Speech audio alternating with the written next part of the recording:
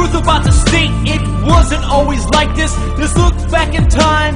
History reminds us, one army, one land, one central authority, crushing the Romans, Persians put in fear. The Ummah like a lion, no need to shed a tear. When the village was attacked by the kuffar, the Khalif heard the sisters cry, prepare for war.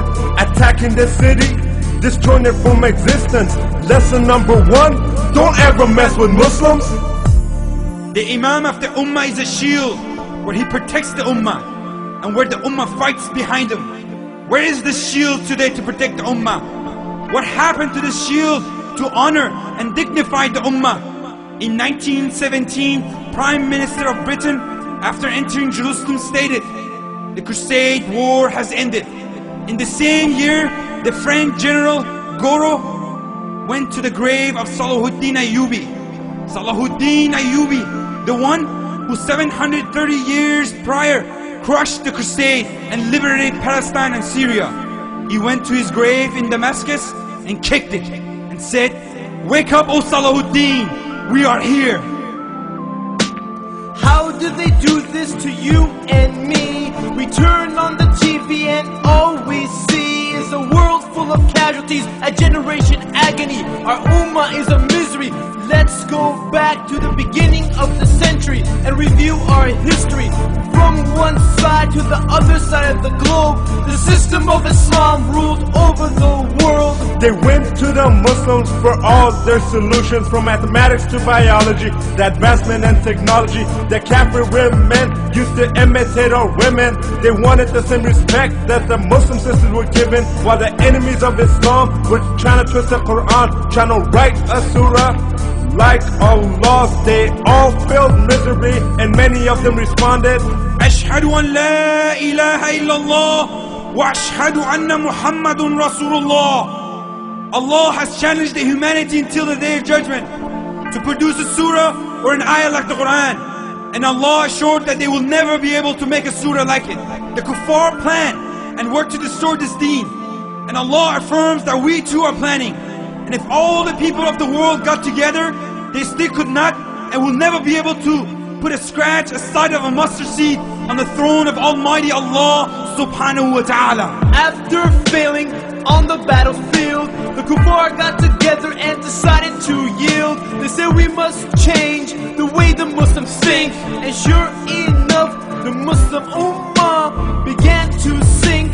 In 1917, John Belford promised Palestine to the Jews. 31 years later, his promise went through. Britain and France split the Muslim lands. 3 years later, Islam's worst traitor, Mustafa Kemal, brought the state's fall. In 1920s, Mustafa Kemal, with the help of the British, became the hero. Well, this so-called hero cancelled the authority of the most powerful system for the human beings, the khilafah. He abandoned all rulings of Allah. He did not stop there. He abandoned the adhan in Arabic. He denied the Muslim sisters from obeying Allah subhanahu wa ta'ala by abandoning the hijab. All Islamic calendars and holidays were cancelled. Yes, brothers and sisters, he changed the Arabic alphabet to Latin. By doing so, he made sure the next generation will be lost and have no connection to their Islamic roots, as they cannot read or write all the Islamic culture that was recorded. This Islamic system, sent by the Creator of Alameen, went from the application in life to be in the museum for the people to go and see in Turkey. In 1924, our state was demolished.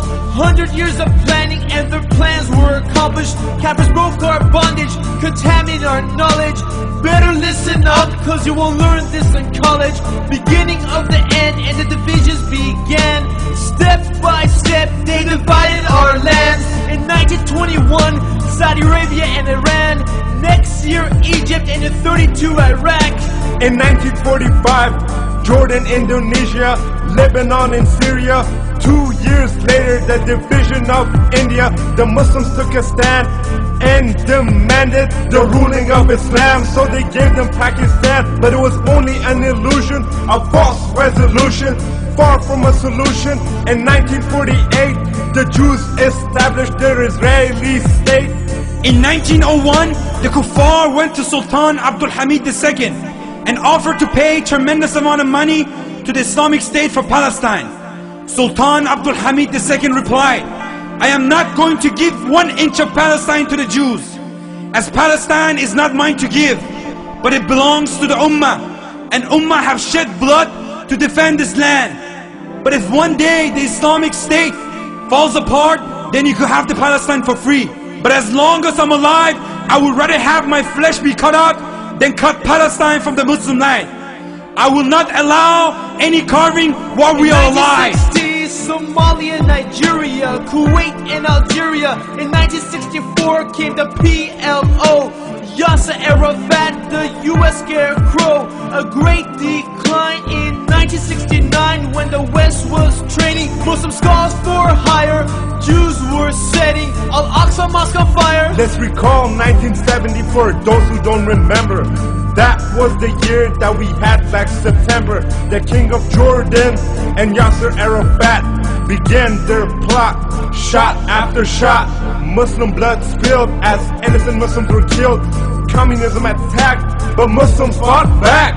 The sincere Mujahideen of Afghanistan fought and pushed back the Russians, and then they started to fight among themselves. Khomeini became in power with the promise of ruling and raising the Ummah to the level of dignity, but his promise never went through. Soon after, Iran and Iraq went to war, and millions of innocent Muslims died. For 10 years, Muslims killed Muslims. Over what? What else? The agenda of the West. At the end, there were no resolutions. Today, Iran is very much open to democracy and reformation, and the Muslims in Iraq continue to suffer. Subhanallah, where is the Amir of the Ummah? Another decade gone, but we still don't have Islam. Take a look at the Gulf and the killings of Saddam. Over 1 million Muslims died, but no one answered their cries. In the 1990s, the Muslim genocides, Bosnia, Kosovo, Chechnya, Dagestan. Bring back Islam, bring back Islam, bring back Islam, bring back Islam. It's the year 2000 and nothing has changed. Past generations age, let's write the next page. It's time for us to change. It's up to you and me. Either we make history or we become history.